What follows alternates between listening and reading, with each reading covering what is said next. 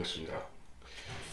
같은 해 유다의 시드키야 왕의 치리가 시작되어 제4년 다섯째 달에 주의 전에서 기브온 출신 선지자 아수의 아들 하나냐가 제사장과 모든 제사장들과 모든 백성들을 면전에서 내게 고하여 말하기를 만군의 주 이스라엘의 하나님 이같이 말하노라.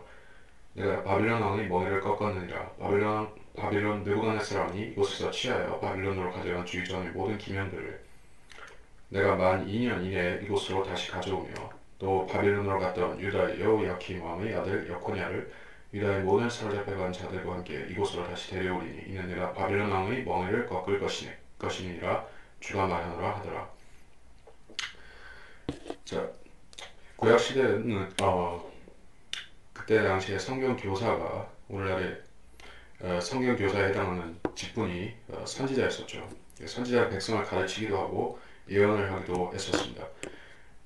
그래서 율법에 따라서 바른 예언을 하는 선지자를 참 선지자, 하나님의 선지자라고 한다면 거짓 선지자가 또한 있었던 것이에요. 그래서 예레미야 당시에 거짓 선지자인 이 거짓 선지자의 특징을 우리가 생각해 볼 때 오늘날의 거짓 목사들의 특징이 여기에 다 나타나고 있다는 것이에요.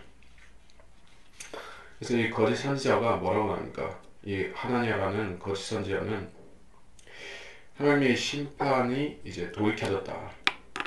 그래서 이것을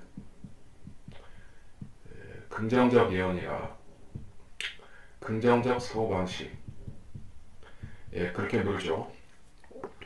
이 positive thinking이라는 것이 그리스도인의 그 신앙에 어떤 영향을 미치는가 그것을 잘 보여주는 비근한 사례가 바로 순복음교회와 은사주의자들 그들의 현재 사회적으로 무리를 일으킨다든가 또 교계에서도 많은 문제들을 일으키고 있죠. 긍정적 사고방식의 문제점은 무엇이냐면 사람이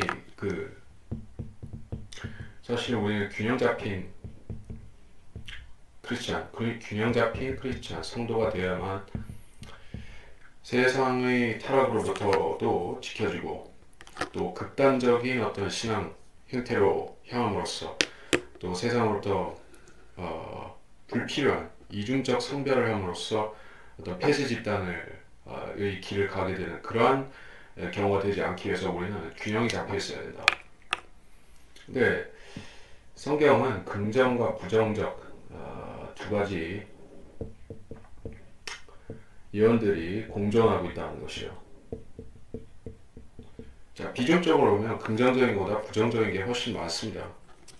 그럴 수밖에 없겠죠. 성경이 다루고 있는 이 현 시대라는 것이 마귀의 일들과 또 세상의 온갖 타락과 죄악상들과 또 세상 나라들의 부패와 부정과 이런 것들을 전부 인간성의 부패, 부정, 죄악 이런 것들을 총체적으로 다루는 책이 성경이다 보니까 또한 성경이 그러한 인간의 부정적인 역사를 다루다 보니까 부정적인 예언이 주류를 이룰 수밖에 없는 것이에요.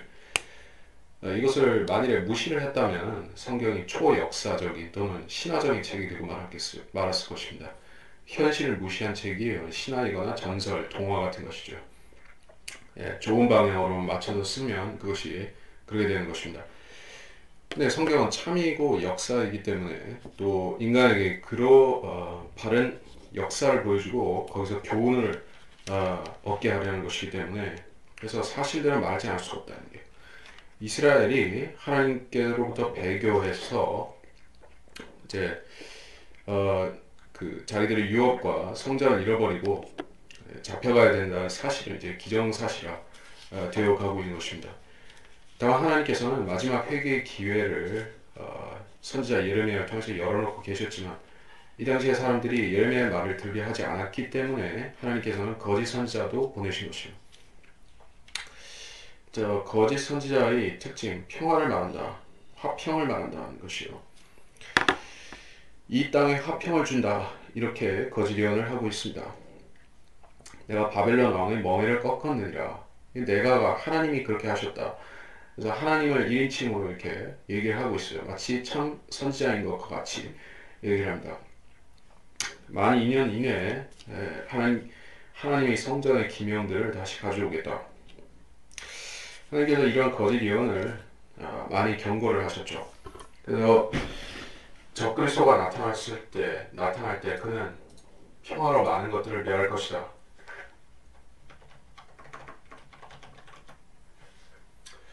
평화로 많은 것을 멸한다. 다니엘 8장 25절. 그의 지혜를 통해 그가 자기 손에 기술을 늘려서 자기 마음속에 자신을 높이고 평화로 많은 것을 멸하리라. 그는 또한 통치자 중에 통치자를 대적하여 설 것이나 그가 사람의 손에 가지 않고 부서지게 되리라.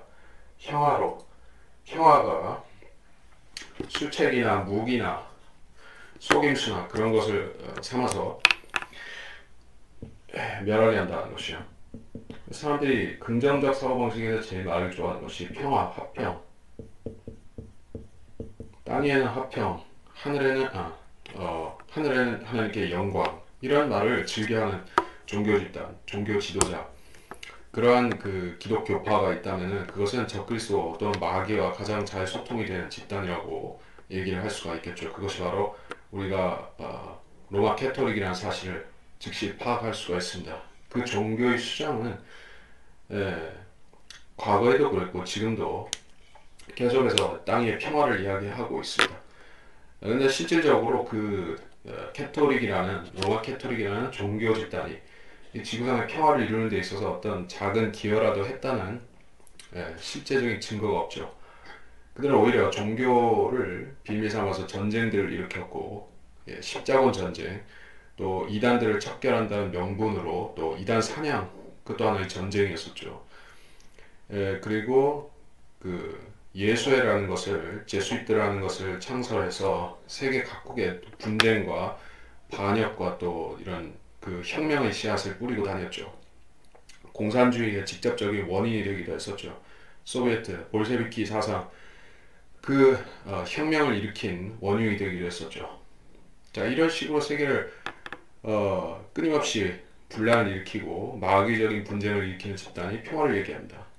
이게 무슨 얘기냐면은 이 선지자, 이 거짓 선지자 하나냐가 평화를 이야기하지만 실제적으로 그 마음속에 평화가 있어서 그런 것이 아니라 사람들에게 인기를 얻고자 하는 수작이 그 발언이라는 것입니다.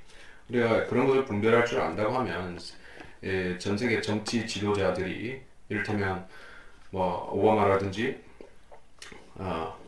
클린턴이라든지 부시 또는 이런 세계 정치 지도자들이 얘기하는 평화 진척, 세계 평화 이런 이야기들을 우리가 쉽게 분간할 수가 있을 것이다. 그들도 오늘날 거짓 선지자의 구실을 하고 있기 때문에 그렇습니다. 자, 5절부터 다시 보겠습니다. 그러자 선지자 예레미야가 주의 전에 서 있는 제사장들과 모든 백성들 면전에서 선지자 하나냐에게 말하였으니 선지자 예레미야가 말하기를 아멘 주께서 그렇게 하시기를 원하노라. 주께서는 너가 예언한 너의 말들을 이루시어 주의 전에 기명들과 사로잡혀 끌려갔던 모든 사람들을 바벨론으로부터 이곳으로 다시 데려오시기를 원하노라.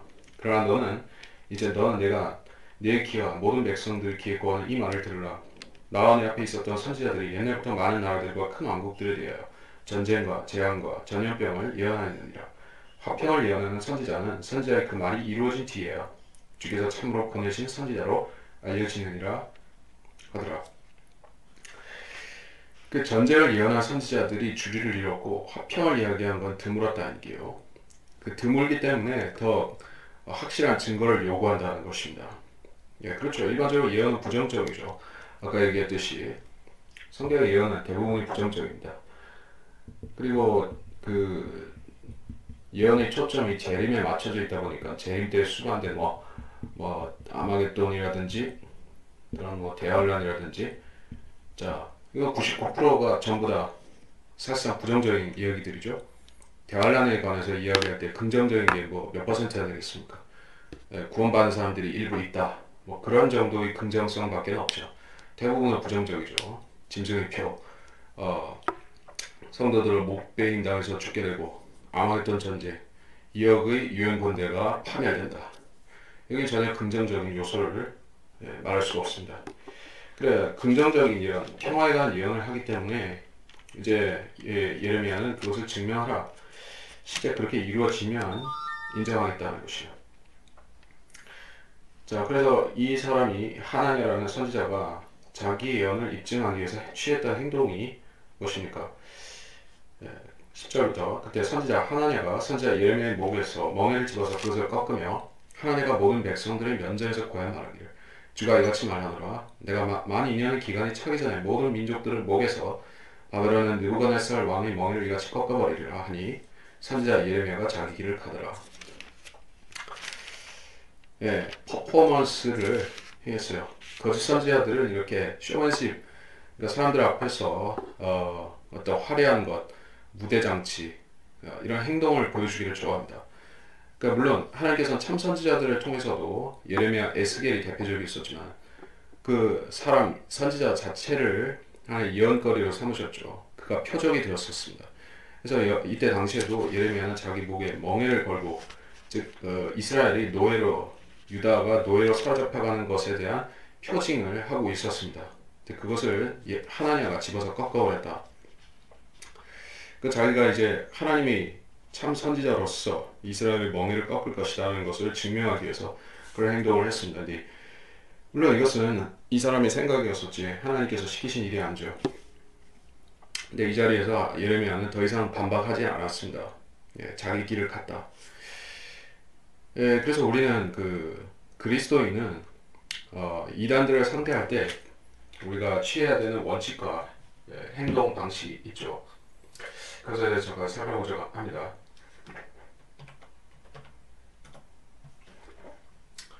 이단.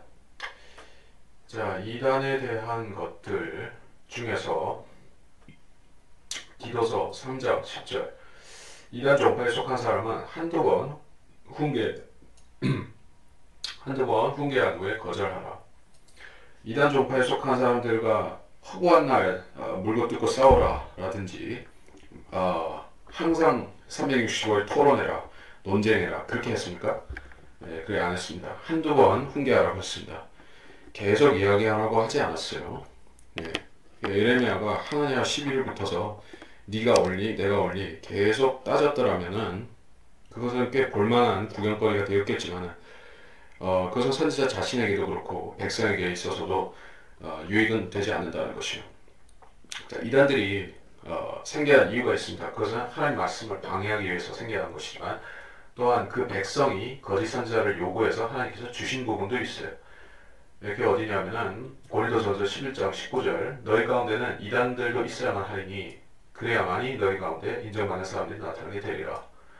너희 가운데 즉 그리스도인들이라고 하는 사람들 가운데서도 이단 실제로 이단이라는 것은 뭐 여러 가지 교리에 있어서 이단 교리가 있지만 구원 교리를 변질시키고 행위과를 가르치고 이런 집단을 이단이라고 한다면 그런 자들이 그리스도인 가운데서 나타난다는 것이에요. 원래는 있어서는 안 되지만 하나님께서 허용하셨습니다. 왜냐하면 어떤 그리스도인들의 믿음을 강화시키기 위해서는 그러한 대접들이 필요하기 때문인 이유도 있습니다. 그것은 마치 구약 이스라엘이 카나안 땅에 들어가고 나서 하나님께서 그 땅에 잔류한 그 카나안 사람들을 통해서 시험하셨던 것과 같은 맥락이다. 그리고 두 번째로는 그리스도인들 가운데 부패한 사람들이 있기 때문에 그러한 자들은 또 자기 욕망에 따라서 그런 자들을 쫓아가게 돼 있어요. 이단 스스로 이단이 되든지 이단에 합류하게 돼 있어요. 그래서 그런 자들을 모시기 위한 어떤 쓰레기통이 필요하다는 것입니다. 그래서 하수구 내지 쓰레기통의 역할로서 이단을 허용해 놓으신 것이에요. 그러니까 우리가 그것을 이단을 아예 없앨 수는 없다. 하지만 그것은 쓰레기통처럼 존재해야 된다. 그래서 항상 싸울 필요는 없다는 얘기예요. 12절 그때 선지자 하나냐가 선지자 예레미야의 목에서 멍에를 꺾어 버린 후에 주의 말씀이 선지자 예레미야에게 임하여 말씀하시니라. 너는 가서 하나님에게 고하여 말하라. 주가 이같이 말하노라. 네가 나무로 된 멍에를 꺾었으나 너는 그들을 위해 쇠로 된 멍에를 만들지니라. 만군의 주 이스라엘 하나님이 이같이 말하노라. 내가 쇠로 된 멍에를 이 모든 민족들의 목에 놓아 그들로 바벨론 왕 느부갓네살을 섬기게 하리니 그들이 그를 섬기리라. 또 내가 그에게 들의 짐승들도 주었느니라. 그러자 선지자 예레미야가 선지자 하나냐에게 말하니라. 하나냐 이제 들으라. 주께서는 너를 보내지 않으셨는데 네가 이 백성으로 거짓을 심하게 한도다. 그러므로 주께서 이같이 말씀하시나니 보라 내가 너를 이 지면으로부터 제해버릴 것이요 네가 오래 죽으리니 이는 내가 주를 대적하는 반역을 가르쳤기 때문이라 하더라. 그러므로 선지자 하나냐가 그의 7째 달에 죽었더라. 이제 하나님께서 거짓 선지자를 처리하실 차례가 왔습니다. 나무로 된 멍에를 꺾으나 쇠로 된 멍에를 만들지니라. 그래서 인간들의 최선은 때로는 그 최악의 상황을 만들 수가 있다는 것이요. 하늘은 스스로 돕는 자를 돕는다. 이런 격언, 속담이 있죠. 그래서 사람들은 최선을 다하면 하나님께서 지성이면 감천으로 하실 것이다. 이렇게 막연한 기대, 상상을 합니다. 하나님께서는 모든 사람을 사랑하시기 때문에 선의를 품은 사람은 다 하나님께서 도와주신다. 이렇게 생각할지도 모릅니다. 근데 하나님은 그런 것이 아니에요. 하나님의 의도는 모든 사람이 물론 구원을 받고 진리의 지식이 이르기를 원하신다고 하신 그 말씀도 있지만 하나님께서는 직접적으로 자기 뜻에 순종하는 것을 믿음이라고 또 순종이라고 부르시지 자기 의지와 상관없이 상황에 따라서 이랬다 저랬다 하는 그런 것을 믿음이라는 게 아니에요. 그래서 그 예레미야의 그 참 선지자로서의 증거가 이제 더 확실해지는 계기를 삼으신 것이죠. 거짓 선지자의 증거에 당장 예레미야는 대답하지 않았지만 하나님께서는 다시 예언하게 하시고 또 그 거짓 선지자의 죽음을 예언하게 하심으로써 예레미야를 백성이 더욱 두려워하도록 만드신 것이요. 그래서 여기서 특별히 더 설명할 것은 없을 것 같습니다. 그래서 29장으로 넘어가도록 하겠습니다. 이제 이것은 선지자 예레미야가 사로잡혀갔던 장로들 남은 자들과 느부갓네살이 예루살렘에서 바빌론으로 사로잡아갔던 제사장들과 선지자들과 모든 백성들에게 예루살렘에서 보낸 편지의 말들이라. 여코냐 왕과 왕비와 내시들과 유다와 예루살렘 고관들과 목공들과 대제사장들이 예루살렘에서 떠난 후에 유다 왕 시드기야가 바빌론의 느부갓네살 왕에게 보낸 사파네 아들 엘라사와 힐카야 아들 그마리아의 손을 통해 말하니라. 내가 예루살렘으로부터 바빌론으로 잡혀가게 했던 사로잡혀간 모든 사람에게 만군의 주 이스라엘 하나님이 같이 말하노라. 너희는 집들을 짓고 거기서 거하며 정원을 갖고 거기서 난 열매를 먹으라. 너희 아들들과 딸들을 낳고 너희 아들들을 위해 아내를 얻고 너희 딸들은 남편들에게 주어 그들로 아들들과 딸들을 낳게 하여 거기서 증대하여 감소하지 않게 하라. 너희는 내가 너희를 사로잡혀가게 하였던 그 성읍의 화평을 구하고 그것을 위하여 주께 기도하라. 이는 그 성읍의 화평 가운데서 너희가 화평을 지닐 것이니라. 자, 이것은 긍정적인 예언이지만 거짓 선지자들이 말하는 그 긍정적인 예언과는 틀립니다. 하나님의 심판 가운데서도 긍휼이 있다. 그 사실을 말하는 것이요. 자, 하나님께서는 자비와 공의가 공존하시는 하나님이시죠. 하나님의 성품 크게 두 가지로 말할 수 있죠. 자비가 있으며 공의가 있습니다. 공의는 다른 말로 심판인데 죄인들을 심판하고 지옥에 보내고 불못에 보내는 그런 것까지도 다 공의에 들어가는 것이에요. 그러니까 자비라는 것은 심판받아 마땅한 죄인을 구속하시는 은혜인데 이것은 그 십자가 직접적으로 관련되는 것이죠. 물론 십자가 이전에도 하나님께서는 개인적으로 또는 민족적으로 자비를 베푸시곤 했었습니다. 이스라엘이 바로 하나님의 자비를 받은 민족이었죠. 자, 이방인들은 죄를 지으면 하나님께서 그 민족을 아예 멸해버리실 수도 있습니다. 그런 역사, 사례가 그동안 있어 왔었죠. 자, 노아의 홍수는 바로 노아의 가족, 노아와 그 가족을 제외하고 전 인류가 멸망한 사건이었습니다. 어떤 그 족속에게도 예외를 두지 않으셨어요. 그리고 소돔과 고모라와 그 근방 성읍들을 멸하실 때에도 하나님께서는 그 성읍에 자비를 베풀지 않으셨습니다. 그러나 이스라엘에 대해서는 하나님께서 영원한 자비를 약속하고 그것을 시행하셨어요.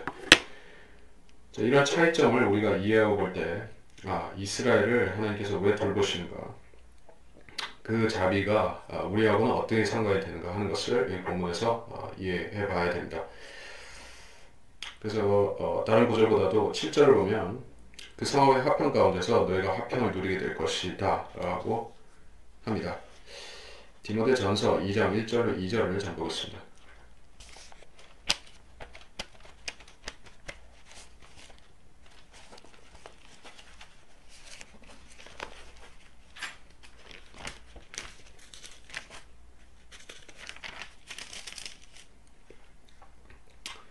그러므로 내가 무엇보다도 먼저 권하노니 모든 사람을 위해 간구와 기도와 중보와 감사를 하되 왕들과 권세 있는 모든 사람을 위해 하라. 이는 모두가 우리가 모든 경건과 청량한 가운데 평안하고 조용한 생활을 하려 함이라. 그리스도인들은 우리는 물론 지상에 나라를 세우고 사는 것이 아닙니다. 이 세상 왕국, 세상 나라에 우리 몸을 의탁하고 살아가고 있죠. 원래 우리가 살아왔던, 태어났던 그 국적과 그 나라와 족속에 따라서 우리가 살고 있습니다. 그런데 우리가 사는 나라와 족속이 전쟁에 휘말려 있다거나 혁명이 났다거나 공산주의라거나 뭐 의롭지 못한 그런 사람들이 통치하고 있다거나 도둑이 날뛴다거나 뭐 어떻게 되는 것이죠. 복음을 전하는 것도 힘들 뿐 아니라 우리가 생활을 영위하는 것조차도 크나큰 어려움을 겪어야만 되겠죠. 그렇게 되면 우리 생활 자체도 어렵게 되지만 하나님께서 그리스도인을 통해서 행하려고 하는 그 선한 일, 즉 복음 전파와 진리 지식 확산, 그리스도인을 통해서 하고자 하는 하나님의 뜻이 막히게 될 때 그런 것입니다. 그래서 우리가 그렇게 안 되도록 우리가 사는 동안에, 지상에서 사는 동안에 우리가 사는 속한 도성, 성읍과 국가의 평안을 위해서 기도할 필요가 있겠다는 것이요. 자, 그것을 신약적인 적용을 해봤다는 것입니다. 7절에 관해서. 그래서 비록 이 사람 유대인들이 사로잡혀간 바벨론과 그 성읍들이 마귀의 성읍들이고 우상 숭배자들이 득실거리는 곳이긴 했지만 그들이 이쁘고 그들이 고맙고 그래가지고 그들이 평화를 구한 것이 아니다는 얘기예요. 바빌론이 정말 좋은 성읍이라서 그 성읍의 화평을 구한 것이 아니다는 얘기예요. 우리가 사는 동안만큼은 그 평화롭게 살 뿐더러 하나님의 뜻대로 복음을 전하고 진리를 전하기 위해서 이렇게 구한 것 뿐입니다. 한국에 사는 그리스도인들도 마찬가지 입장인 것이죠. 한국이라는 나라의 운명이 육신적인 생명은 물론 우리가 이 나라에 전쟁이 일어났냐 또는 뭐 무슨 다른 사태가 일어났냐 그것에 따라서 좌우가 될 수가 있습니다. 하지만 영적으로는 우리가 이 나라하고 상관이 없습니다. 그래서 우리가 이 땅에서 평안을 누리면서 하나님 말씀을 전하고 공부하고 증거하기 위해서 평안을 구하는 것 외에는 더 다른 의도를 가지고 할 필요는 없는 것이요. 8절 만군의 주 이스라엘 하나님이 이같이 말하노라 너희 가운데 있는 너희 그 선지자들과 너희 점쟁이들로 너희를 속이지 않게 하고 너희가 꾼 꿈들에도 경청하지 말라. 이는 그들이 너에게 내 이름으로 거짓되이 예언함이니 내가 그들을 보내지 아니하였도다. 주가 말하노라 너희 가운데 있는 선지자들, 점쟁이들 이라고 했습니다. 또 점쟁이들, 꿈을 풀어주는 사람들, 점쟁이들. 이 사람들은 문화를 막론하고 서양이든 동양이든 어디서나 활약해 왔습니다. 이 사람들이 점을 치고 꿈을 해석하고 하는 도구와 수단은 다양한 것을 우리가 알 수가 있어요. 조상 대대로 전해내오는 어떤 전통이 있죠. 책들이 있죠. 경전들이 있죠. 그리고 마귀 영들의 역사에서 다양한 계시들을 주관합니다. 자, 그런 것들은 부분적으로 맞을 수도 있어요. 전에 다 틀렸다는 것이 아닙니다. 마귀는 점을 칠 수가 있습니다. 근데 그것들을 듣지 말아야 되는 이유가 있어요. 9절 이는 그들이 너에게 내 이름으로 거짓되이 예언하니 내가 그들을 보내지 아니하였도다. 만일에 그 사람들이 점쟁이들이나 무당들이나 박수들이나 이런 자들이 무슨 관우신이나 장군 신령이나 뭐 관원장이나 이런 식으로 자기들 신을 불러가면서 예언을 했다 하면은 그거는 가짜 신들이니까 상관이 없어요. 근데 문제가 되는 것은 그 자들 중에서 여호와 하나님의 이름을 들먹거리면서 예수 그리스도를 들먹거리면서 점을 치고 예언하고 꿈풀이를 하고 그런 자들이 지금 있다는 것이에요. 뭐 물론 과거에도 있었습니다만은 지금은 너무나 많아졌죠. 기독교계에 그런 자들이 들끓고 있습니다. 산기동에도 들끓고 인터넷에도 있고 지역 교회들마다도 압력하고 있습니다. 꼭 이단 종파들 가운데서만 있는 것이 아니라 또는 여자 목사들이나 그런 사이비 집단에만 그런 자들이 있는 것이 아니라 일반 보통 교회에도 그런 자들이 많이 있어요. 그 사람들이 예수나 하나님의 이름을 빙자해서 예언을 하기 때문에 그 자들에게 심판이 떨어지는 것이요. 가혹한 심판이 떨어지는 것입니다. 그리고 그 자들이 말을 듣는 자들에게 더 극심한 심판이 떨어지는 것이요. 차라리 마귀 이름을 대면서 예언했더라면 상관이 없었겠지만 죄를 덜 받았겠지만 그러니까 하나님을 참칭하기 때문에 하나님께서 싫어하시는 것입니다. 우리가 그런 자들의 예언에 경청한다면 우리도 듣는 자는 거짓 예언한 자와 동일한 죄를 짓는 것이요. 10절부터 주가 이같이 말하노라. 바벨론에서 70년이 차면 내가 너희를 찾아오리니 너희를 향한 나의 선한 말을 시행하여 너희를 이곳으로 돌아오게 하리라. 이는 내가 너희를 향하여 생각하는 생각들을 내가 알미니 곧 화평의 생각이요 재앙이 아니라 기대하던 끝을 너희에게 주리라. 주가 말하노라.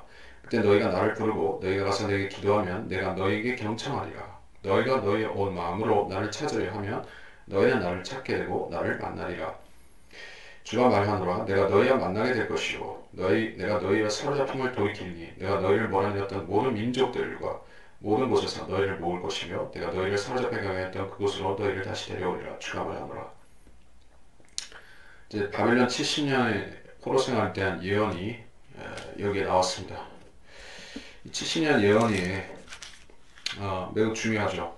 하나님께서 70이라는 주기를 이스라엘의 포로 잡힘과 해방의 그 주기로 사용하신 그것이요. 원래 70년이라는 주기는 그 기쁨 환희의 해, 희년이라고 표현하지만 환희의 해와 관련이 되어 있습니다. 이스라엘이 이제 그 카나안 땅에 들어가서 안식년을 지키지 않았습니다. 그걸 하나님께서 합산해 주셨다가 70이라는 숫자로 시행을 하셨습니다. 그래서 그 땅에 70년 동안 안식을 누렸습니다. 그리고 이스라엘은 이 70년 만에 이제 안식을 누리기 위해서 돌아올 수 있었다. 이건 예언적인 숫자죠. 그래서 앞으로도 어떤 예언적인 사건이 성취되는 데 있어서 하나님께서 이걸 주기로 사용하신다. 그래서 한 세대의 기준이 뭐냐, 70이냐, 80이냐, 뭐 100이냐, 120이냐, 뭐 등등의 여러 가지 설들이 있지만은 우리가 70년을 중요하게 생각하는 이유가 여기 있다는 것이요. 내가 너희를 향해 생각하는 생각들을 안다. 화평의 생각이다. 기대하던 끝을 너에게 주리라 할게요. 바벨론 포로에서 귀환한 것을 1차적으로 이야기를 합니다. 그 역사적으로 성취가 되었고 끝났습니다. 근데 예언적으로는 이스라엘이 재림 때 하나님을 만나게 되는 것을 말하는 것이요. 주님께서 이 땅에 오시는 걸 말하는 것입니다. 그것이 이스라엘의 궁극적인 회복이죠. 민족이 회복되는 것. 자, 그 사건이 있기 전에 우리 예언적으로 중요한 것이 하나 있죠. 바로 대환란이 기다리고 있습니다. 대환란이 있어야지만 이스라엘이 회복이 되고 또 이스라엘이 회복이 되어야지만 예수님께서 그 민족 위에서 천년 통치를 하실 것입니다. 그래서 이것들은 서로 그 앞서거니 뒤서거니 결부가 되어 있기 때문에 재림과 이스라엘의 회복과 천년 통치 등을 분리할 수가 없습니다. 하나의 연속된 예언인 것이요.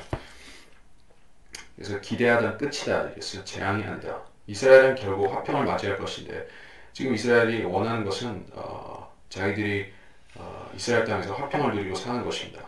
평화롭게 사는 것을 그대로 원하고 있어요.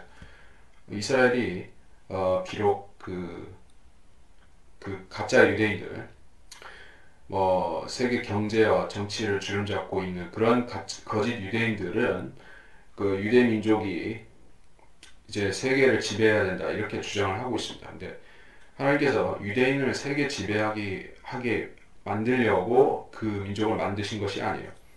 제사장 민족이죠. 왕들과 제사장들이라. 그래서 그 민족이 제사장으로서 하나님께서 하나님 그 기준으로 표준으로 다루시는 민족인 것이요. 그래서 다른 어떤 이방인들보다도 먼저 하나님께서 하나님의 왕국을 그 민족 가운데 보여주신 것입니다. 그리고 이루어지게끔 모형적으로 해주신 것이요. 다윗과 솔로몬 때 그 천년왕국이 이스라엘 가운데 모형적으로 이루어졌었습니다.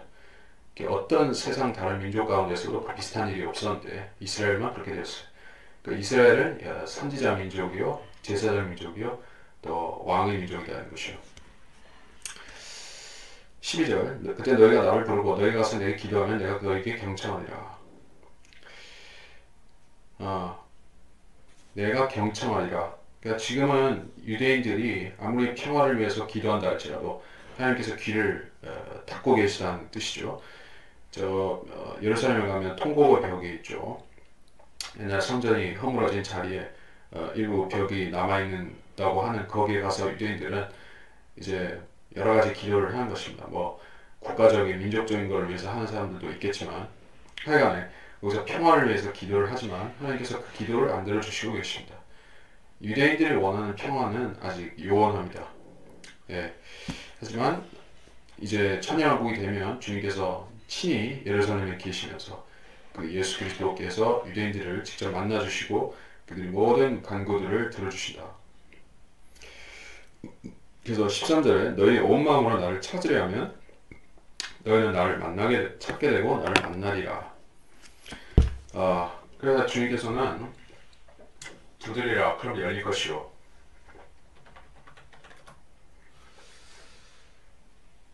마태복음 7장 7절 구하라 그러면 너희에게 주실 것이요 찾으라 그러면 너희가 찾을 것이요 두드리라 그러면 너희에게 열릴 것이라.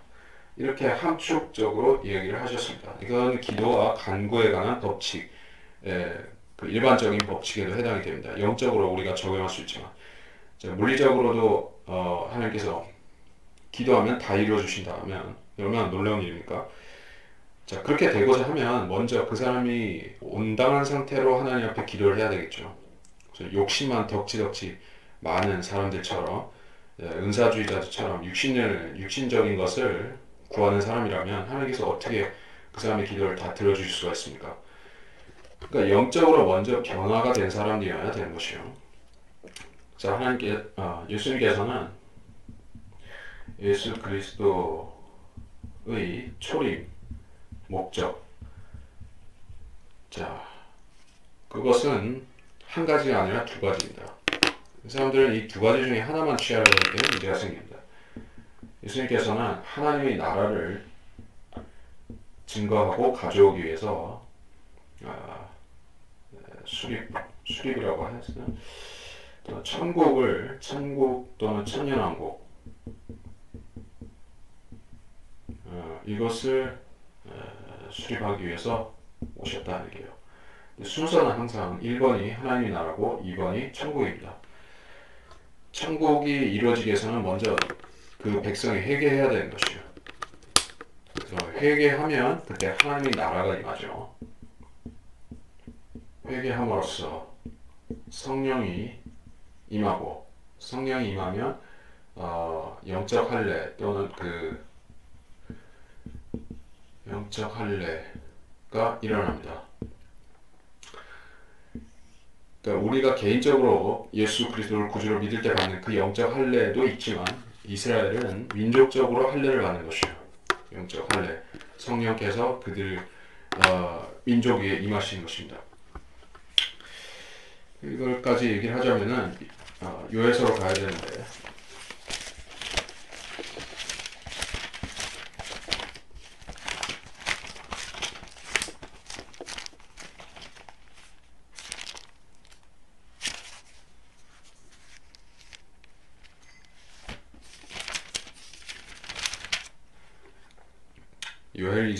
요엘 2장 28절부터 그 후에 내가 내 영을 모든 육체 위에 부으리라. 그러면 너희 아들들과 너희 딸들이 예언할 것이요 너희 노인들은 꿈들을 꿀 것이며 너희 청년들은 환상을 보리라. 또 그 날들에는 내가 남종들과 여종들 위에도 내 영을 부어주리라. 이것은 대환란 때 이스라엘이 회개하기 직전이나 회개할 때 일어날 성령의 부으심을 말씀하고 있는 것이요. 근데 이것은 우리가 성령이 내주함을 입는 그 성령 침례하고 틀리게 이렇게 묘사가 되어 있습니다. 우리는 성령께서 육체하고 상관없이 우리 속으로 들어오시죠.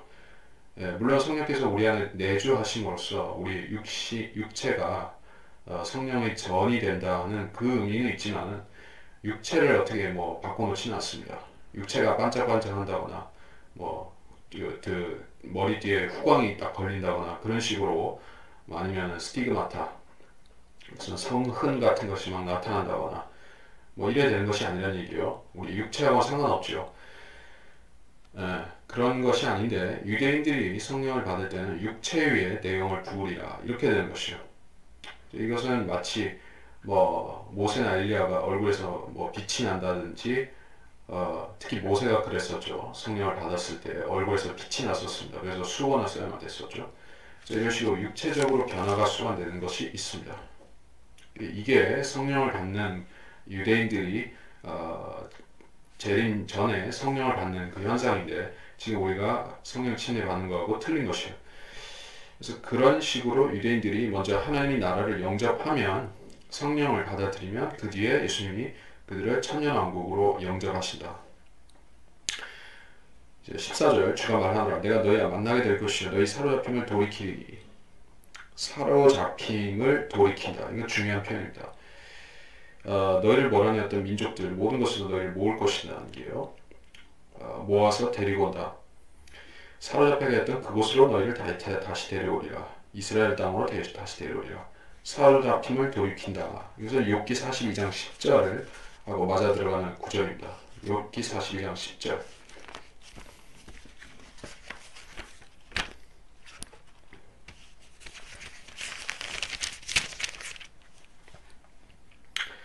욥이 그 친구들을 위해 기도했더니 주께서 욥의 사로잡힘을 돌이키셨고, 네, 여기서 나온 것이요. 사로잡힘.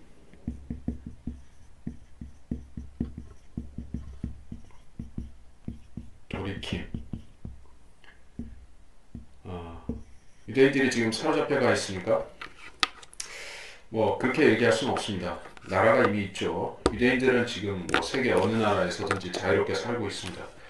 뭐 모슬렘권에도 살고 있고 한국에도 유대인이 살고 있고 전 세계에서 자기 살고 싶은 곳에서 삽니다. 근데 사로잡혀간 것은 바벨론으로 사로잡혀갔던 그때하고 그때 이후로는 뭐 특별히 사로잡혀갔다 이런 건 없어요.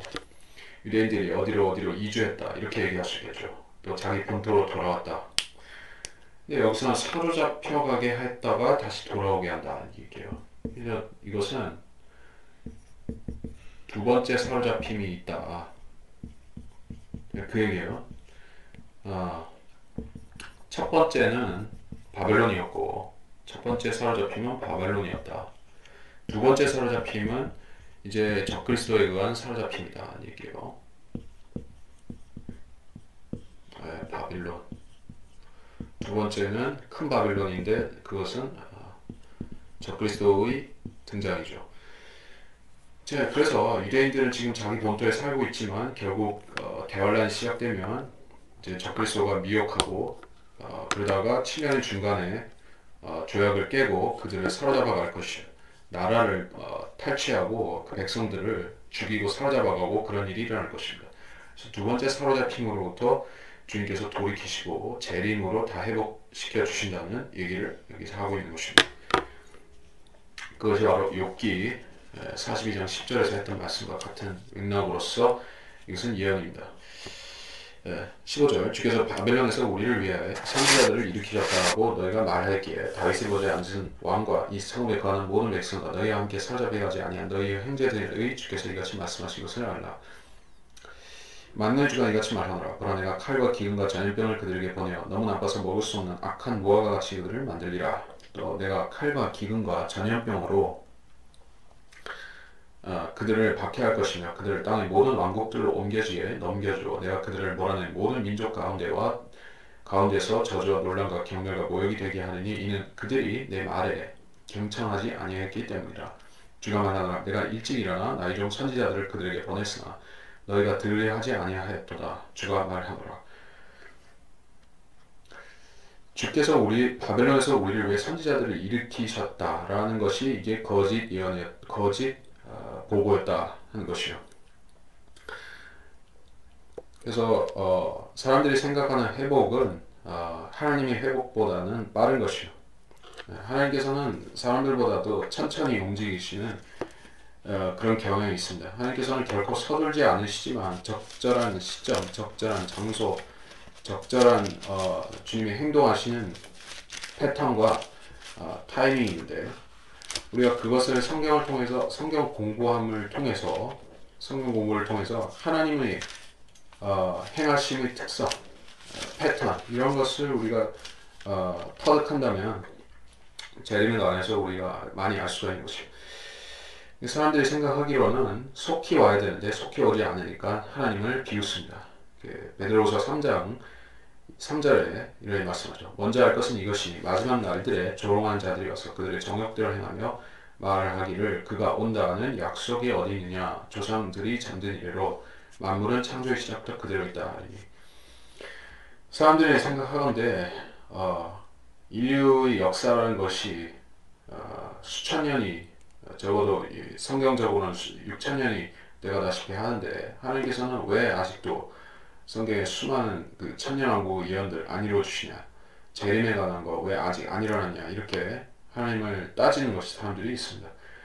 그러니까 하나님께서는 모든 것을 아시죠. 알파 오메가로서.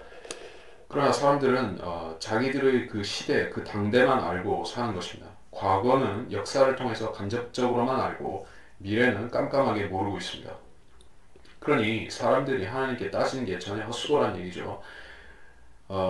하나님께서는 역사상으로 또는 성경 자체에 미래에 있을 일들을 다 기록해 놓고 어떻게 하시겠다는 것을 다 남겨 놓으셨습니다. 그래서 우리가 성경을 통해서는 미래를 알 수가 있고 성경이 없이 성경을 모르고는 미래를 모르게 되어 있습니다.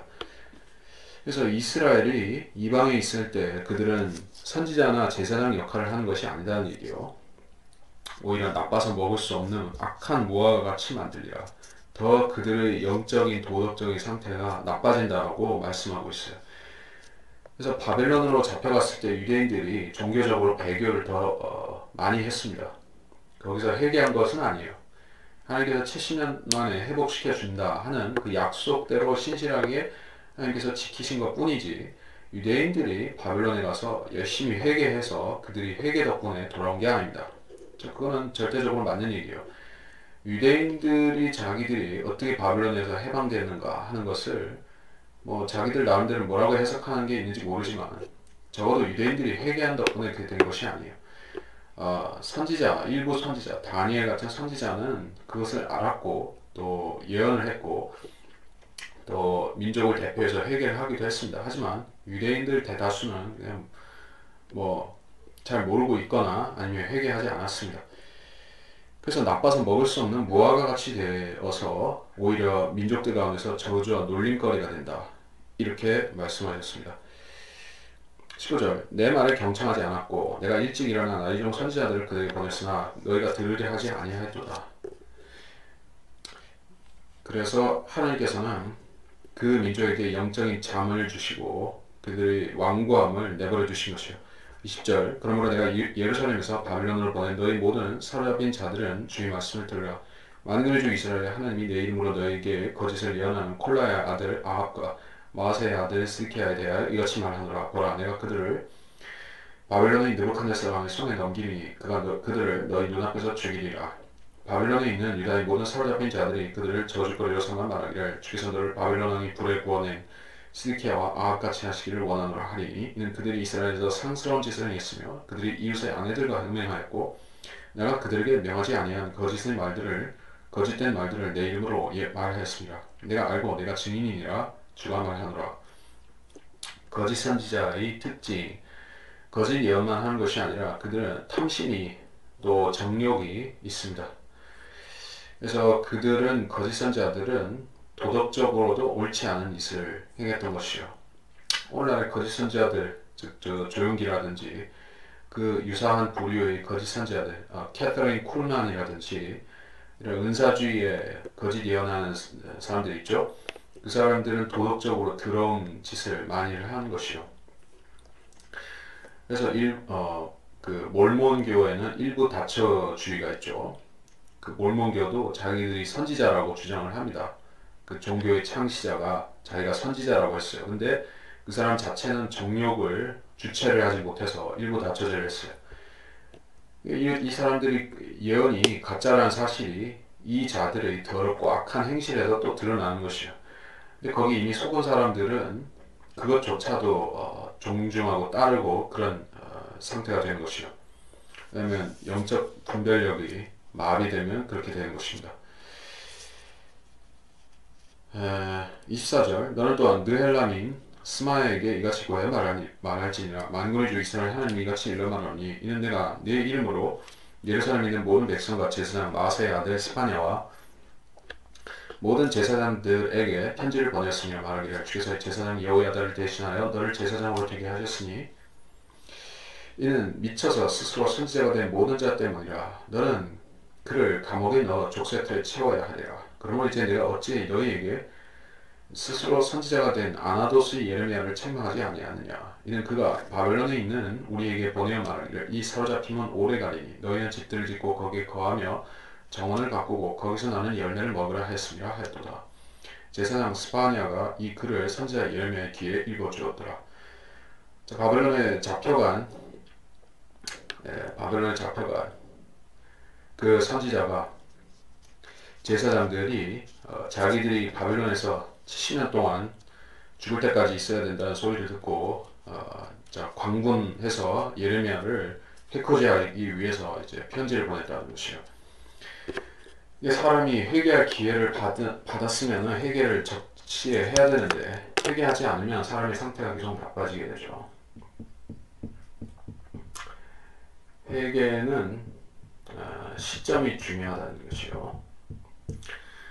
침례 요한을 보내셨을 때 주님께서는 이스라엘을 그 예수 그리스도가 오셔서 이제 천국의 복음을 전하시고 하나님 나라를 전하시고 할 때 백성들을 준비시키기 위해서 먼저 회개하도록 하신 것이죠. 그 침례 요한의 메시지를 다른 사람들은 이제 무엇보다도 물심, 탐욕, 정욕 그것을 내려놓으라는 촉구를 듣고 그렇게 실제로 했던 사람들이 있었습니다. 그리고 그 사람들은 예수님께서 오셨을 때 자연스럽게 예수님의 메시지를 받아들였다는 것이에요. 회개하지 않고 있었던 탐욕스러운 바리새인들이나 서기관들이나 제사장들 그런 자들은 회개의 기회를 이미 한번 놓친 것이에요. 그래서 이 사람들도 바벨론에 잡혀갔으면서도 자기들이 여전히 이제 하나님의 긍휼을 바라야 되는 처지라는 것을 망각하고 오히려 하나님께서 거기서 살라고 하시는데 하나님을 대적해서 이제 계획을 꾸미는 것이요. 30절 주의 말씀을 예레미야에게 많이 말씀하시니라. 사로잡힌 모든 자들에게 보내 말하라. 주가 느헬람인 스마야에 관하여 이같이 말하노라. 내가 스마야를 보내지 아니했는데도 그가 너희에게 예언했으며 또 그가 너희로 거짓을 믿게 하였으니 그러므로 주가 이같이 말하노라. 보라 내가 느헬람인 스마야와 그의 씨를 버리리라. 그에게는 이 백성 가운데 거할 사람이 한 사람도 없을 것이며 내가 내 백성을 위해 행하려는 좋은 일도 그가 보지 못하니라. 주가 말하노라. 이는 그가 주를 거역하여 반역을 가르쳤습니다. 하나님의 말씀을 대적하는 것은 반역입니다. 자, 태초에 말씀이 계셨고 말씀이 하나님과 함께 계셨으니 이건 그 요한복음 1장의 말씀이죠. 그래서 하나님을 대적하고 예수 그리스도를 대적한 최초의 반역자가 사탄이었는데 사탄이 에덴 동산에 나타나서 이브에게 작업을 들어갔을 때 했던 것은 하나님의 말씀을 의심하고 하나님 말씀에 대해서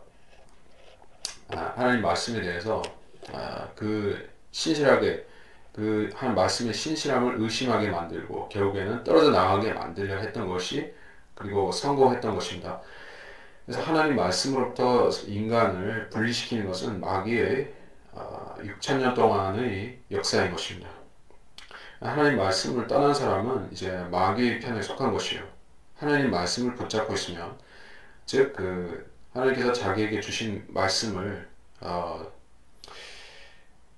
배교하지 않고 붙들고 있다면 그 사람은 바로 바이블 빌리고 있는 것이요. 하나님께서 우리한테 주신 말씀, 나한테 주신 말씀, 개인적으로 주신 말씀, 교회적으로 주신 말씀, 그 말씀이 있다는 얘기예요. 그것이 미국 사람에게 있어서는 영어 킹제임스 성경이 될 것이고 한국 사람에게 있어서는 한글 킹제임스 성경이 있을 것입니다. 자, 그러한 성경이 있으면 그 성경을 하나님처럼 붙들어야 되는 것이요. 하나님 자신이 우리한테 이 성경을 이 땅에서 우리가 우리의 모든 신앙과 행동의 지침으로 삼아야 되는 성경을 주시는데 그것을 우리가 지조 있게 붙들어야 된다는 것이 하나님 말씀입니다. 그렇게 하지 않았어요. 이 사람들은 그렇게 하지 않고 오히려 하나님 말씀을 거역하고 말씀을 대적해서 반역을 하는 거짓 선지자를 따르고 거짓 선지자를 높인 것이요. 자, 이래서 49분, 50분, 30장으로 넘어가. 이제 30장을 다 할 수가 있을까? 네, 해보겠습니다. 30장. 말씀이 주께로부터 예레미야에게 많이 말씀하시니라. 이스라엘 주 하나님이 같이 일러 말하노라. 내가 내게 이른 모든 말들을 책에 기록하라. 주가 말하노라. 내가 내 백성 이스라엘과 유다에 사로잡힌 자들을 다시 데려올 날들이 오리라. 주가 말하노라. 내가 그들의 조상들에게 준 땅으로 돌아오게 하리니 그들이 그 땅을 차지하리라. 네, 여기서 우리가 뭐 주목할 부분이 뭐가 있을까요? 유다에 사로잡힌 자들. 아까도 얘기했죠. 사로잡힘에서 돌이킨다. 네, 그거는 1차적인 거, 2차적인 거. 바벨론 있고 앞으로 접길 수가 있다. 예언적으로는 이제 재림을 말한다는 얘기요. 4절. 주께서 이스라엘과 유다에 관해 이르신 말씀이 아니라 주가 이같이 말하노라. 우리가 떨림과 두려운 목소리를 들었으나 화평의 목소리는 아니었느니라. 너희는 이제 물어보라. 아이로 진통하는 남자가 있는지 알아보라. 내가 보니 마치 진통하는 여인처럼 남자들이 각기 자기 손으로 허리를 짚고 모든 얼굴들이 청백하게 변하는 것은 어쩐 일이냐. 슬프도다. 그 날이 크므로 어떤 때에도 그와 같지 않나니 그 날은 야곱의 고난의 때라. 그러나 그는 그 고난에서 구원을 받으리라. 만군의 주가 말하노라. 그날에 내가 내 목에서 그의 멍에를 꺾고 내 결각을 끊으리니 타국인이 다시는 그로 하여금 그들을 섬기게 하지 아니할 것이며 오히려 그들로 주 그들의 하나님과 내가 그들에게 일으킨 그들의 왕 다윗을 섬기게 하리라. 여기서 제일 중요한 언급이 나왔습니다. 성경에서 예수 그리스도의 재림과 더불어서 가장 중요한 게 대환란인데, 이제 대환란이 무엇이다? 즉 야곱의 고난의 때다. 이런 정의가 내려집니다. 야곱은 이스라엘이 되기 전에 육신적인 그 야곱을 말하는 것이죠. 이스라엘의 고난의 때라고 불러도 되겠지만 특별히 야곱의 고난의 때라고 불렀습니다. 그래서 육신적으로 실질적인 그 12지파 이스라엘 사람들이, 즉 야곱의 그 12아들에 속한 그 자손들이 대환란 때 고난을 심각하게 당할 것이다. 그래서 야곱의 고난 때.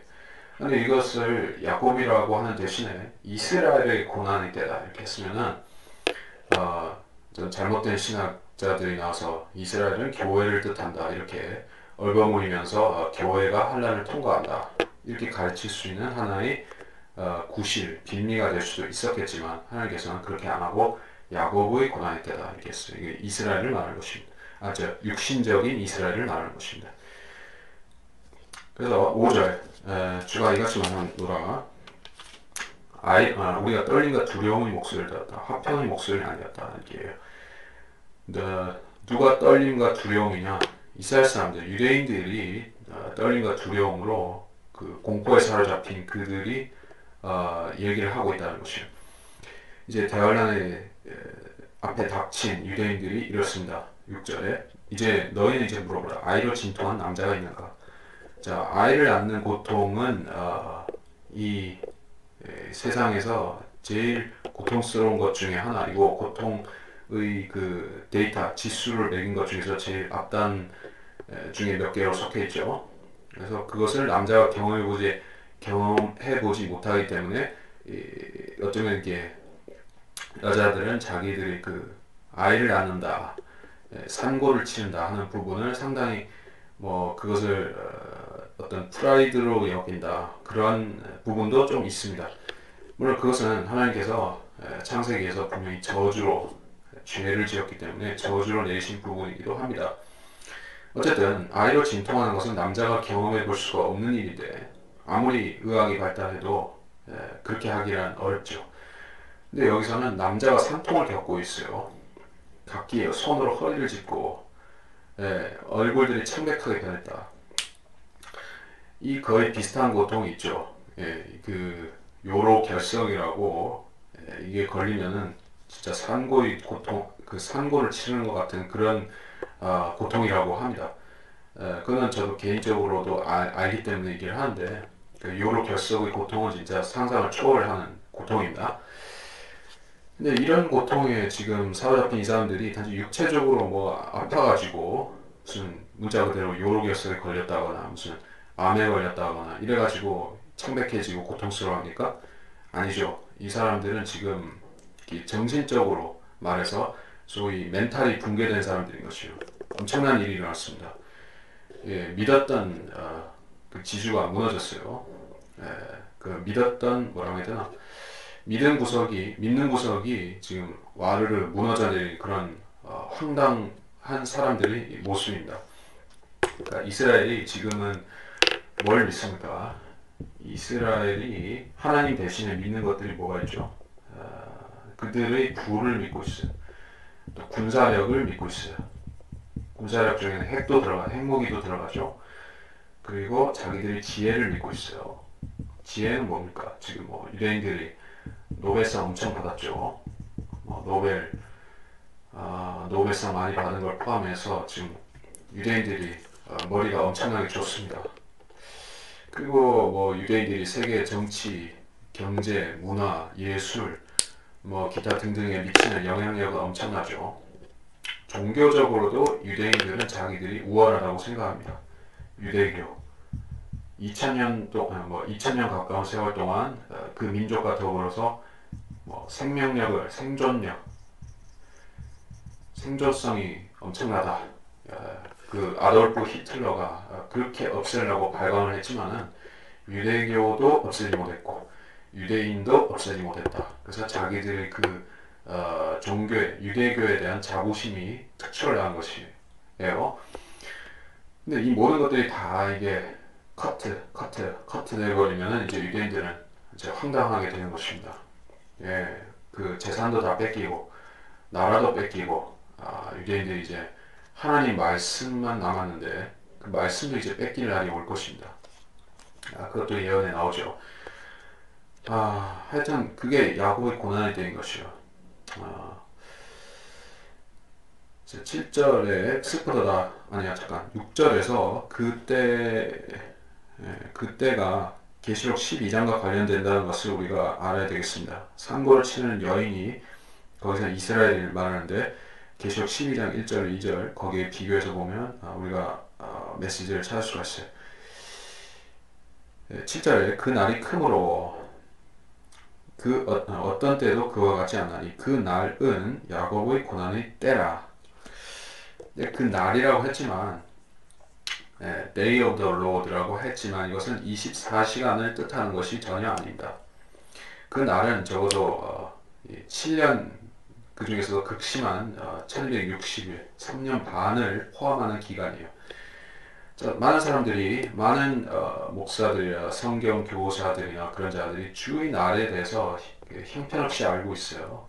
잘 모르고 있습니다. 그래서 어떤 사람은 주의 날이 그냥 날이라고 생각합니다. 예수님이 재림하시는 그 문자 그대로 24시간의 그 하루. 그러니까 성경에 나오는 주의 날과 그 개념들을 다 그렇게 독해를 해버린 사람이 있어요. 그렇게 되면 어떻게 되냐? 대환란이 증발해버립니다. 7년 대환란이 없어져 버려요. 뭐 성경에서 많은 대환란에 대해서 가르침들과 그런 예언들이 다 날아가 버립니다. 그 사람한테는. 그러니까 항상 그 사람은 환란 전 휴거도 없고 아무것도 없고 대환란도 없고 뭐 대환란은 다 추상적이고 예수님이 어느 날 그냥 갑자기 그냥 재림하고 그것만 알고 있는 것이요. 그런 뜻이 아니에요. 주의 날이라는 것은 여기서는 야곱의 고난의 때라고 명시를 했습니다. 이것은 7년 환란이다. 특별히 그 환란 중에서도 극심한 3년 반의 그 기간을 주의 날이라고 이렇게 말씀을 하고 있다. 우리가 그거는 필수적으로 알아야 됩니다. 그러나 그는 그 고난에서 구원을 받으리라. 그 고난에서 구원을 받으리라. 이게 거기서 구원을 받는다 할 때 이 구원이라는 것이 뭐 육체적이고 영적인 걸 다 포함을 합니다. 이제 우리가 이 시대에 받는 구원하고 시차가 있다는 얘기죠. 우리 그리스도인은 지금 이 시대에는 우리가 육체적인 거 제외하고 영적인 부분에서만 구원을 받습니다. 그러니까 이게 받으면 완료죠. 영적으로 구원의 보장을 받았다는 게 구원의 보장. 구원의 보장이라는 것 속에는 우리 부활까지 and 휴거까지 다 세트로 들어 있습니다. 근데 아직 현 시점에서 우리가 그 부활이라든지 휴거를 아직 현 시점에서 받은 것이 아니기 때문에 그냥 보장이라는 명목으로 남아 있을 뿐이지, 이게 뭐 안 이루어지는 게 아니에요. 반드시 주님이 재림하실 때 이 두 가지를 우리가 받게 돼 있어요. 그 육체적인 구원인데, 여기서 말하는 그가 구원을, 그 야곱이 구원을 받게 된다. 이것은 이 육체적인 구원을, 이것은 재림과 천년왕국에 들어간다는 것이요. 그 백성, 그 이스라엘이 천년왕국에 무사히 들어갈 것이다. 민족적으로 구원을 받아서 들어갈 것이다. 그 의미에서의 그 구원이요. 8절 만군의 주가 말하노라. 그날 내가 내 목에서 그의 멍에를 꺾고 결박을 끊으리니 타국인이 다시는 그로 하여금 그들을 섬기게 하지 못할 것이다. 타국인이 라고 있어요. 타국인이 그들을 섬기게 할 수 없다. 이런 일이 과거에 발생하지 않았죠. 자, 바벨론 포로 이후에 헬라 제국이 와서 다시 유대인을 지배했죠. 그 다음에 로마가 지배했습니다. 그리고 그 뒤에 뭐가 있습니까? 로마, 그 다음에 반달족, 투르크족, 아니요, 투르크족, 그 다음에 쭉 가다가 영국, 지금은 이스라엘. 하지만 그게 아직은 완전한 지배가 아니죠. 그래서 타국인이 여전히 이스라엘을 지배하려고 애쓰고 있고 그게 통하고 있어요. 하지만 천년왕국 때는 유대인이 유대인을 지배하는 것이요. 예수님이 오셔서 유대인이 왕으로서 유대인을 지배하는 것이요. 그런 일이 과거에는 없었기 때문에 천년왕국의 예언인 것이요. 9절 오히려 그들로 주 그들의 하나님과 내가 그들에게 일으킨 그들의 왕 다윗을 섬기게 할 것이다. 다윗을 섬기게 한다. 다윗이라는 인물이 실제로 다시 유대인의 통치자로서 예수님 밑에서 유대인들을 다스리는 그러한 최고 통치자로서 있다는 얘기요.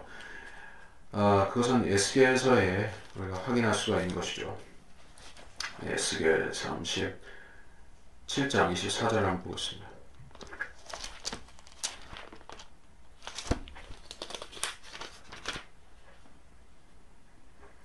에스겔 37장 24절 내 종 다윗이 그들 위에 왕이 될 것이며 그들 모두에게 한 목자가 있으리라.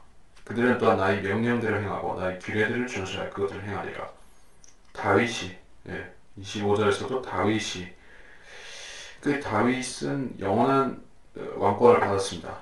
예수님이 실제로 다윗의 씨로서, 다윗의 자손으로서 통치하시지만은 다윗이라는 사람 자체도 하나님께서 그에게 영원한 자비를, 영원한 통치를 약속하셨기 때문에 그가 이스라엘을 다스린다는 것은 앞으로 예언인 것이요. 그리고 천년왕국 때 이렇게 되는 것입니다. 이게 성경의 일관된 메시지죠. 여러분이 이렇게 생각해 보면 간단합니다. 다윗은 그 구약 시대에는 유대인의 왕이었었고 여기서 약속된 것도 유대인들을 앞으로 통치할 왕이지, 뭐 다윗한테 그가 이방인들의 교회를 통치하라, 뭐 그런 하나님의 명령이 주어진 것이 성경에 없죠. 우리 지금 본 에스겔에서도 그렇고 지금 이 본문 9절에서도 유대인들한테 해당이 되는 것이지 다윗이 갑자기 뭐 교회를 통치하거나 그렇게 하지 않았습니다. 그러니까 성경에서 유대인이나 이방인이나 교회나 이렇게 세 가지를 구분해서 얘기를 하고 있는데, 교회에게 해당하는 통치가 있고 이방인의 그게 있고 그리고 이스라엘인데, 뭐 이방인은 크게 중요한 건 아니라고 넘어갈 수 있겠습니다. 왜냐하면 이방인은 어차피 중간에 낀 존재니까. 교회 아니면 이스라엘인데 이것이 양극을 이루고 있는데, 교회는 예수님의 죽으심으로부터 태어났고 십자가에서 태어났고, 이스라엘은 시내산에서 언약으로 태어났죠. 모세의 언약, 십계명 돌파 주시면서 그때 생겨났습니다. 민족적으로 탄생했어요. 여기 출생 배경이 틀리고, 이스라엘은 이제 하나님의 신부로서, 성부 하나님의 신부로서 있고, 교회는 성자 예수 그리스도의 신부인 교회죠. 이게 통치가 서로 겹쳐지지 않는 것이요. 교회는 이제 새 예루살렘에 들어가게 되고, 이스라엘은 새 땅에 있게 되는 것도 같은 원리입니다. 그래서 교회와 이스라엘을 섞어도 된다. 교회가 이스라엘이고 이스라엘이 교회다. 이것도 되고 저것도 된다. 이렇게 말씀한 구절이 성경에 단 한 구절이라도 있느냐는 게 없어요. 그렇게 두루뭉실하게 교회도 이스라엘도 뭐 서로 비슷비슷하니 이렇게 말하는 거 없습니다. 예, 물론 비슷한 점도 있고 다른 점도 있지만 어쨌든 교회는 교회요, 이스라엘은 이스라엘이라는 거예요. 이거를 같다고 하면 안 돼요.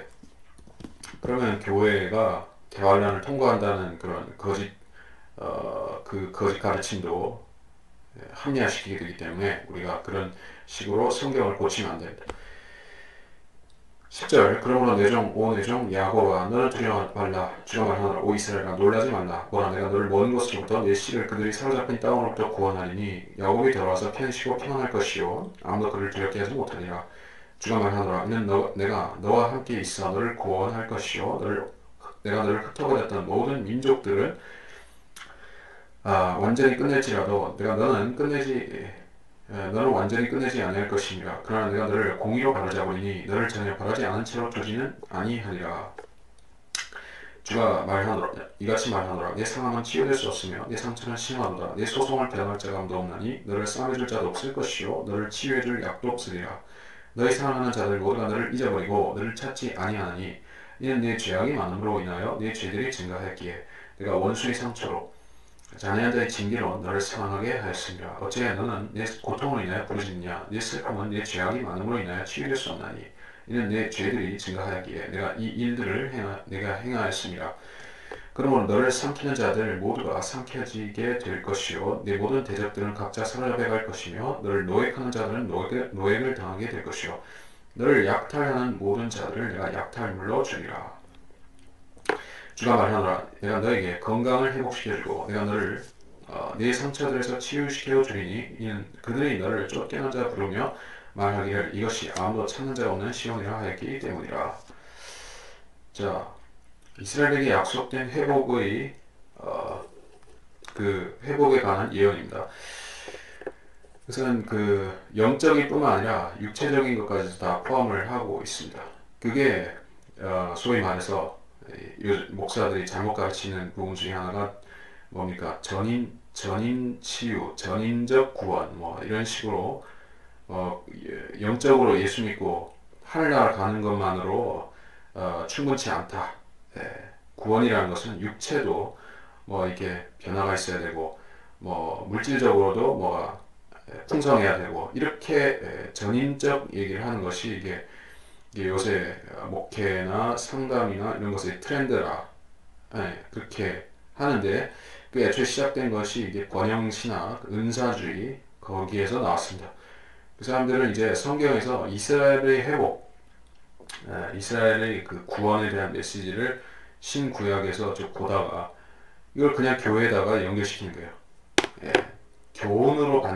교훈으로 해석하는 정도가 아니라 그걸 그냥 교리로 교회에다가 직결시켜버린 거예요. 자기한테 그냥 직결시켜버린 거예요. 어떤 분별력도 없이, 어떤 구분하는 것도 없이 교회와 이스라엘을 구분 안 하고 그냥 교리화 시켜버립니다. 이것은 교회에 대한 것이 아니에요. 자, 우리는 구원을 받았을 적에 이거보다 더 좋은 거, 더 뛰어난 소망을 받았어요. 그게 어디 나옵니까?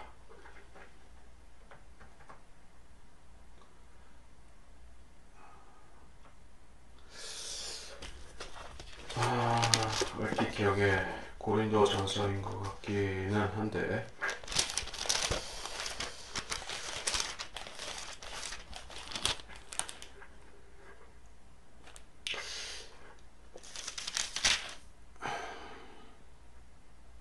고린도 전서 2장 9절 그러나 기록된 바와 같으니 하나님께서 자기를 사랑하는 자들을 위하여 예비하신 것들은 눈으로 보지도 못하였고 귀로 듣지도 못하였으며 인간의 마음속에 들어온 적도 없었느니라 한 것이라.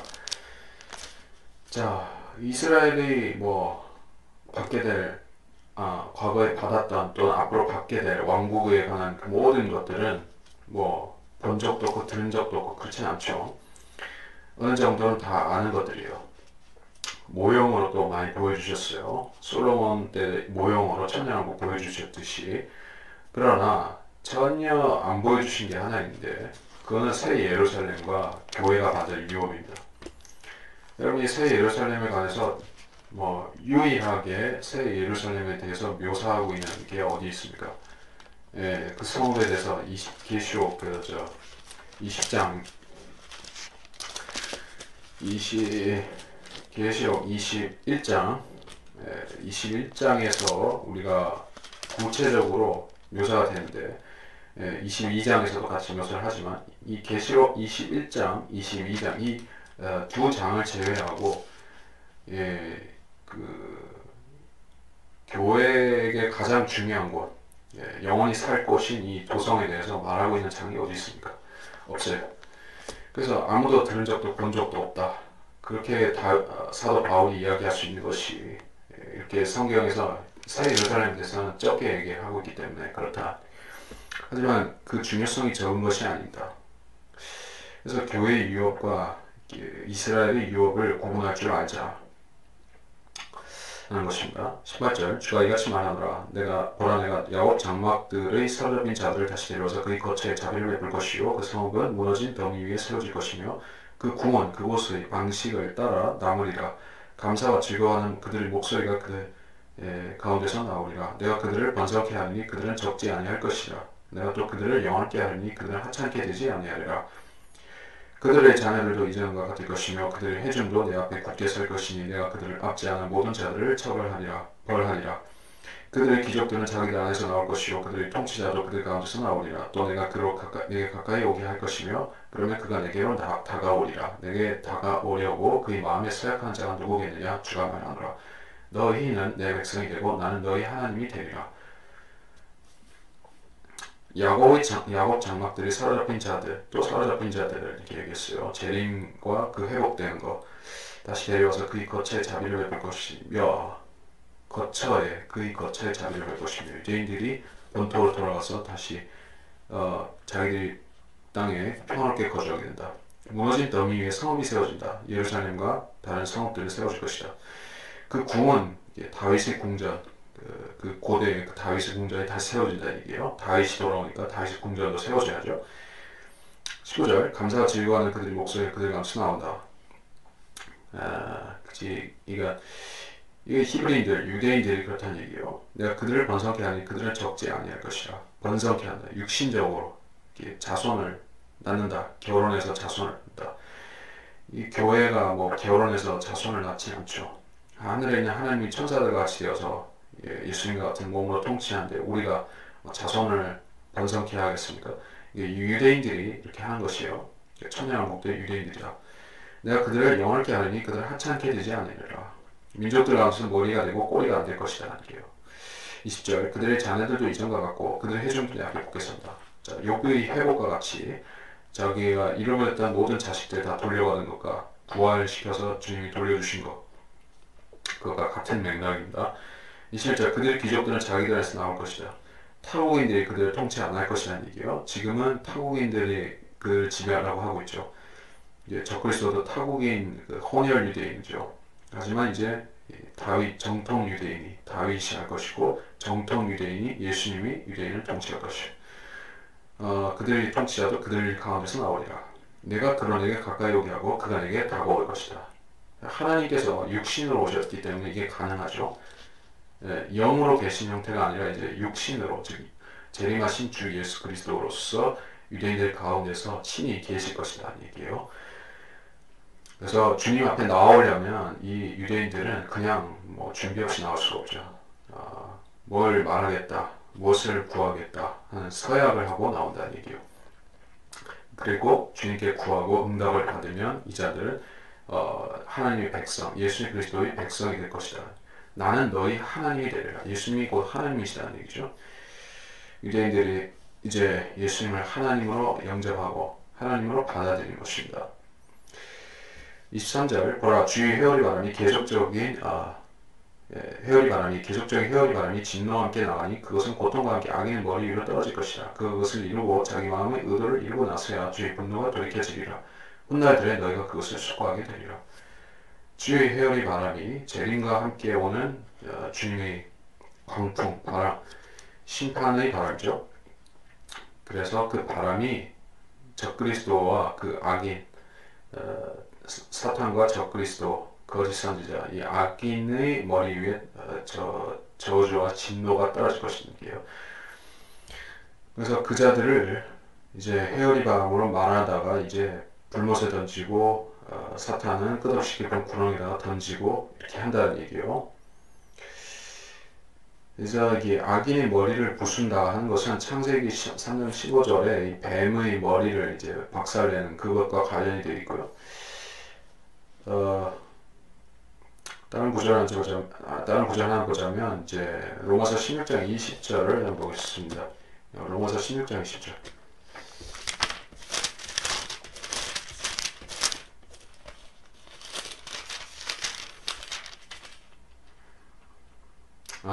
평강의 하나님께서 사탄을 속히 너희의 발 아래서 부수실 것이니라. 우리 주 예수 그리스도의 은혜가 너희 함께 있을지어다. 아멘. 부수실 것이라. 사탄이 머리가 부서진다. 이제 예수님이 오셔서 부수실 것이기 때문에 그때 그렇게 된다 이게요. 그걸 여기 회오리 바람을 가지고 묘사를 했습니다. 24절 그가 그것을 이루고 자기 마음의 의도를 이루고 나서야 주의 분노가 돌이켜지리라. 주의 분노가 지금은 이스라엘을 향하고 있다는 얘기예요. 왜냐하면 이스라엘이 계속해서 하나님이 보낸 메시아 예수 그리스도를 믿지 않기 때문에 거부하고 죽였고 또 회개도 안 하기 때문에 하나님이 그 쌓여있는 진노 그것을 이제 남김없이 대환란이라는 기간 중에 주님께서 쏟아 부으실 것인데 그 진노가 이제 유대인들만 쏟아지는 것이 아니라 온 세상에 다 함께 쏟아지기 때문에 그것이 대환란이 되는 것입니다.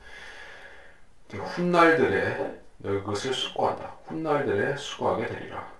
이 훗날은 이제 유대인들이 천년왕국 때를 말할 수도 있고 대환란 때 먼저 그걸 깨달은 유대인들이 이를테면 14만 4천이라든지 그들을 따르는 그런 유대인들이 회개하고 그걸 알 수도 있고 히브리서에서도 그런 그 유대인들이 이제 과거 출애굽 때와 마찬가지로 하나님을 거스르고 육신적으로 행동하면 이제 천년왕국에 못 들어간다. 그러니까 먼저 회개해라. 먼저 각성해야 된다. 이렇게 훈계하고 경고하고 하는 말씀들이 있듯이 훗날들에 그걸 숙고해야 된다는 게요. 하나님 말씀을 올바로 나누어서 공부하는 게 그래서 중요한 일입니다. 그리스도인에게 중요하고 다른 유대인들한테도 그게 안 중요하다 말할 수가 없겠죠. 유대인들은 자기들한테 해당하는 말씀이 있어요. 대환란에 해당하는 말씀이 특히 그렇죠. 그걸 교회에 적용하면 안 되는 것과 마찬가지로 유대인들이 자기한테 해당되는 말씀들을 거부해서도 안 되는 거예요. 그래서 유대인들이 이제 자기들이 너무나 히틀러라든지 2000년 동안에 여러 박해와 고난을 겪었으니까 이제는 살만할 때가 됐으니까는 하나님 이제 우리를 번영시킬 때만 남았다. 이제 더 이상 고난은 없을 것이다. 앞으로 좋은 일만 있을 것이다. 그렇게 생각하는 유대인들도 있을 것입니다. 그렇게 생각하는 근거는 하나님께서 1948년도에 이스라엘에게 기적적인 그런 구원을 주셨고 회복과 나라 건국을 주셨고 이제 중동 전쟁을 계속 이기게 하셨고 그런 걸 보면서 이제 고생 끝, 행복 시작 그렇게 생각하고 있을지 모릅니다. 이제 평화조약, 이 평화조약만 맺으면 다 끝난다고 생각하고 있어요. 그 마지막이 이제 좀처럼 해결이 안 되고 있습니다. 근데 그것이 결국에 유대인의 평화조약이라는 것이 유대인의 발목을 잡는 이 올가미가 되고 말 것인데 유대인들은 거기까지는 아직 모르고 있어요. 그러니까 정말 하나님께서는 유대인들이 그거를 안다면은 지금 자기들이 처한 입장을 안다면은 지금이라도 구원을 받고 개인적으로 예수를 믿어서 환란에 안 들어가도록 하는 게 그게 상책이겠죠. 자, 해서 우리가 예레미야 28장부터 28, 29, 30장까지 봤습니다. 이제 마치도록 하겠습니다.